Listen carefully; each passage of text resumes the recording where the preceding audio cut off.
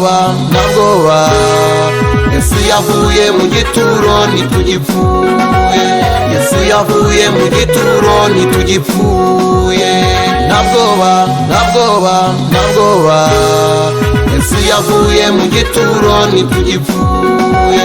Yesu yavuye mu gituro ntitugipfuye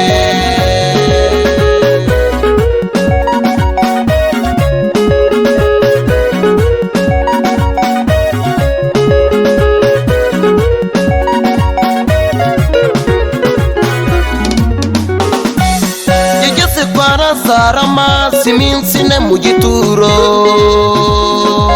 Yesu intare yo mu muryango wa Yuda igishyitsi cya Dawidi ati ndagiye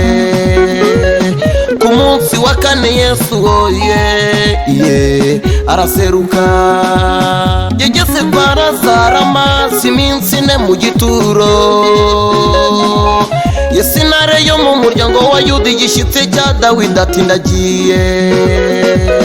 ku munsi wa kane Yesu araseruka ntabwoba Yesu yavuye mu gituro ntitugipfuye Yesu yavuye mu gituro ntitugipfuye ntabwoba Yesu yavuye mu gituro ntitugipfuye Yesu yavuye mu gituro ntitugipfuye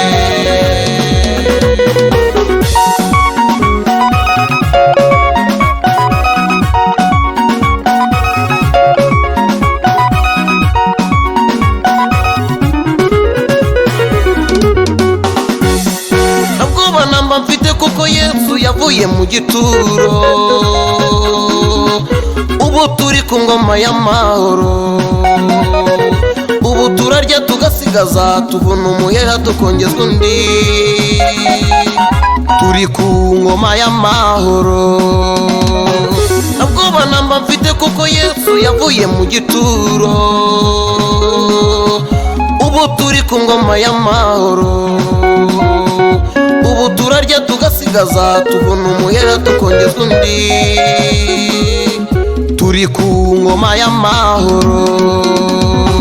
ntabwoba Yesu yavuye mu gituro ntitugipfuye Yesu yavuye mu gituro ntitugipfuye ntabwoba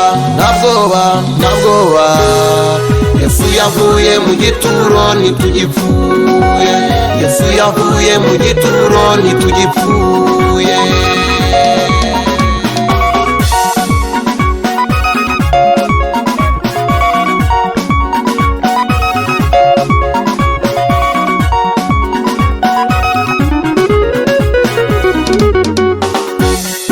umugabo nanjye ndamwemera